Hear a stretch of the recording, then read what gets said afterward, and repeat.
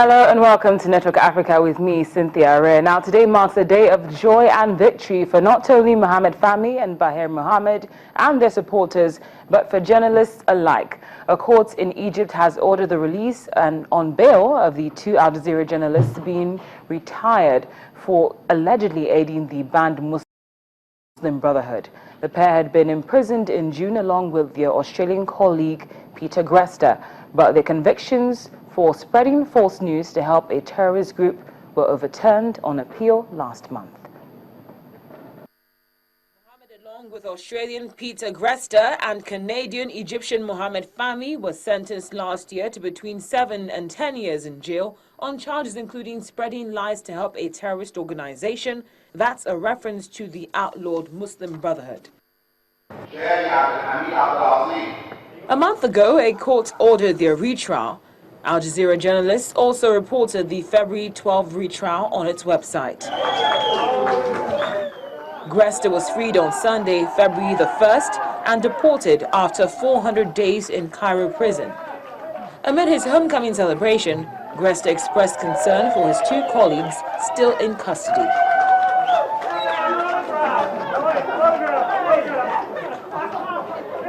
Of course, this is all tempered, and I'm going to say this a million times, this is tempered by a real worry for my colleagues, for Mohammed Fahmy, for Bahir Mohammed, for all of the other guys that were imprisoned alongside us, the 4 others, 3 students and a businessman, and all of those who were convicted in absentia. If it's right for me to be free, then it's right for all of us. Egyptian authorities accused Qatar-based Al Jazeera of being a mouthpiece of the Brotherhood, the movement the army removed from power back in 2013. However, Al Jazeera denies the allegations. The journalists were detained in December 2013, and they say they were only doing their jobs.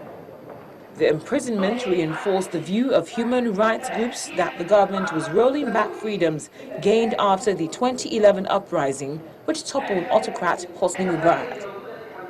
Bahir Mohammed was given an extra 3 years for possessing a single bullet. Now, we do hope to get in touch with one of our colleagues at Media Rights Agenda, but until then, we understand that there's been another attack by 2 female suicide bombers at the Niger frontier town of Difa.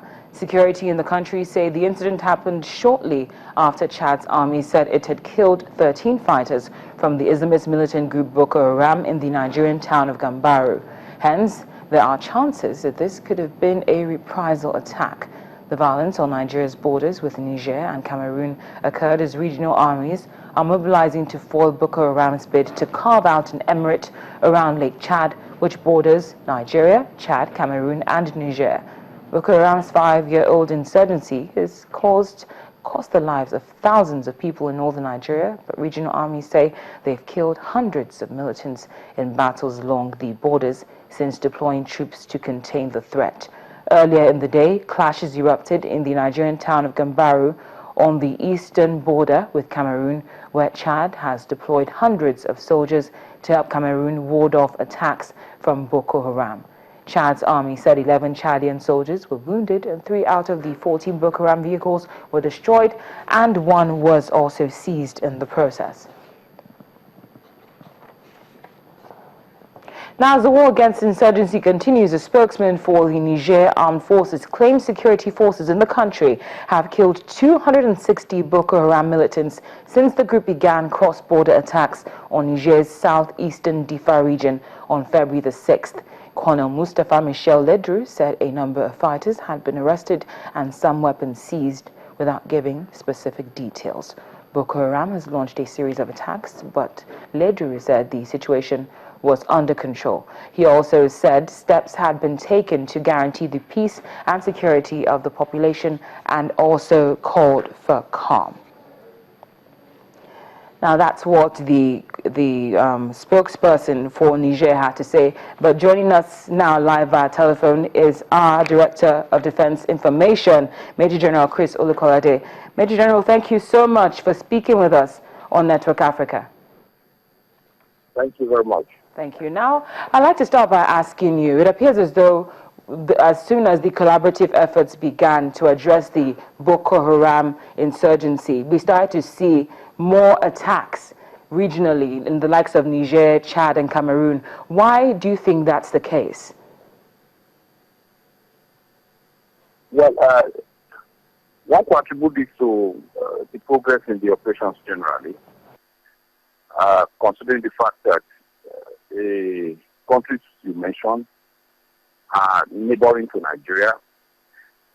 Much as I will say that it is not new to have attacks in those places, it's just maybe now they are getting more media attention, as well as the frequency may be more, but they've always operated across these places.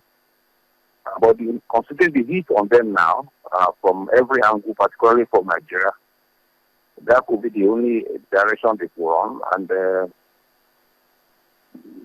I believe that they are equally ready. That's the essence of the ongoing operation. All the services, all the countries in this place are ready for a mission against them at this time. That's the only feature of it. Do you think these attacks might deter the collaborative efforts on the part of the regional heads? Yeah, I mean, the attack on the countries you need to say, the countries you mentioned? Yes, the attack on Chad, Niger, and Cameroon. Do you think these attacks might deter the collaborative efforts being made by the African heads? Oh, definitely, it's attributable. But like I said, it's because the tempo of the attack on them, and they got to attack all these countries maybe as a desperate move, as a means of looking for where else to head for. Now, finally, I just want to bring this back to home specifically. It's 1 week down and 5 weeks to go before the general elections, which were shifted based on security reasons. I'd just like to ask you right now, what's being done in order to ensure that we have a free and fair election? And by that I mean, what I mean is that what is being done in order to ensure that there's safety of lives and property, since security was one of the reasons for the postponement? Well, the various forces involved are training. They are also acting. I think you mean particularly the mission in the Northeast. Yes, specifically in that respect, as you have noticed, the tempo of operation has heightened. The air assets have been sharpened, and they are delivering more now. More sorties are ongoing by the Air Force.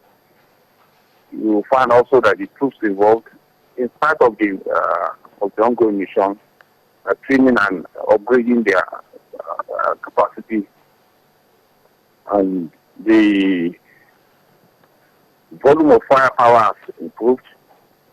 The coordination, both within the country and with our forces that are participating, has increased.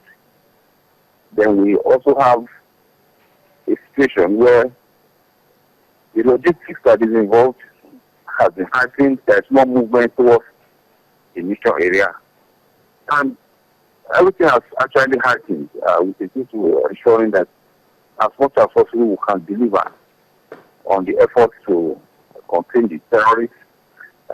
Mind you, the mission has always been that we want to attain a position where their activities is not sufficient to deter normal socio-political, socio-economic activities in any part of the Federation.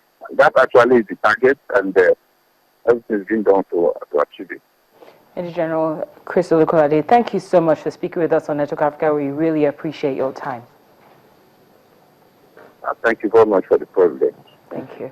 Now we'll take a quick break on Network Africa. When we come back, we'll be looking at highlights from the presidential media chats which took place yesterday. Please stay with us.